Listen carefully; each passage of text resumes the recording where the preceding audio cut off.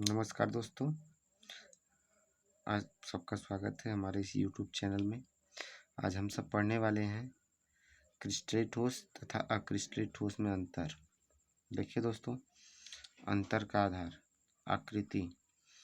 क्रिस्टलीय ठोस की आकृति निश्चित व नियमित होती है। जो क्रिस्टलीय ठोस होते हैं उनकी जो आकृति होती है वह निश्चित एवं नियमित होती है। अक्रिस्टलीय ठोसों की आकृति अनिश्चित एवं अनियमित होती है। कणों की व्यवस्था।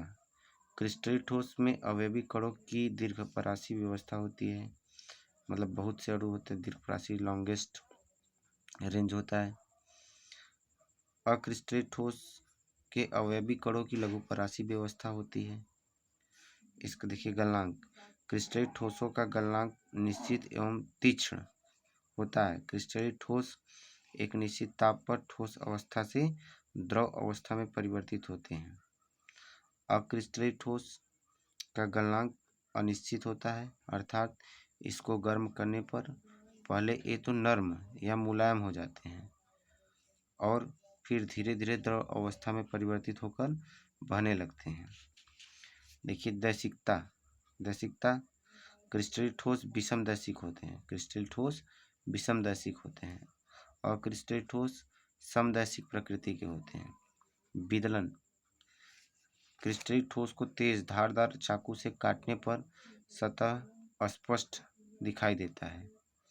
अक्रिस्टलीय ठोस को तेज धारदार चाकू से काटने पर सतह अस्पष्ट दिखाई देता है या अस्पष्ट विदलित होता है।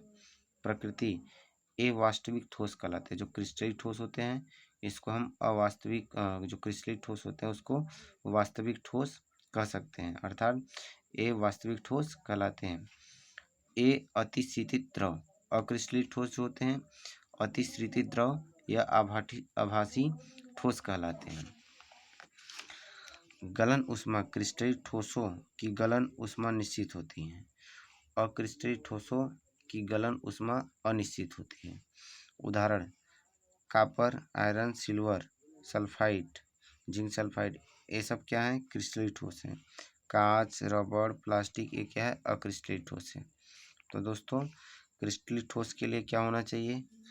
सबसे पहले हम पढ़ें जो क्रिस्टलीय ठोस होता है उसका जो आकार होता है और आकृति दोनों निश्चित और नियमित व्यवस्था में होते हैं।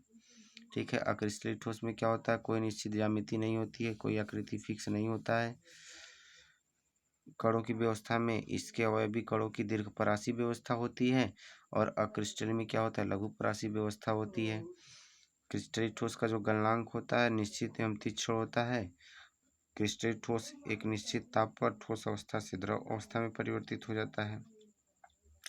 अक्रिस्टलीय ठोसों का गलनांक अनिश्चित होता है, अर्थात इसको गर्म करने पर पहले तो ये नर्म या मुलायम हो जाते हैं और फिर धीरे धीरे द्रव में परिवर्तित हो जाते हैं। ठीक है दोस्तों। ठीक इसी प्रकार इसमें दैशिकता में देखेंगे क्रिस्टलीय ठोस विषम दैशिक प्रकृति के होते हैं और ये क्या होंगे?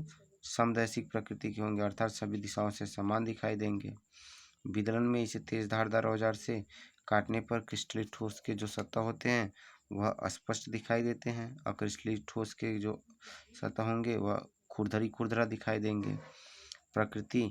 ये वास्तविक ठोस कहलाते हैं। ये अतिशीतित द्रव या आभासी ठोस कहलाते हैं। ऊष्मा। क्रिस्टलीय ठोस की गलन ऊष्मा निश्चित होती है और क्रिस्टलीय ठोसों की गलन ऊष्मा अनिश्चित होती है। उदाहरण क्रिस्टलीय ठोस में copper, iron, silver, zinc sulphide आदि। अक्रिस्टलीय ठोस कांच, रबड़, प्लास्टिक आदि।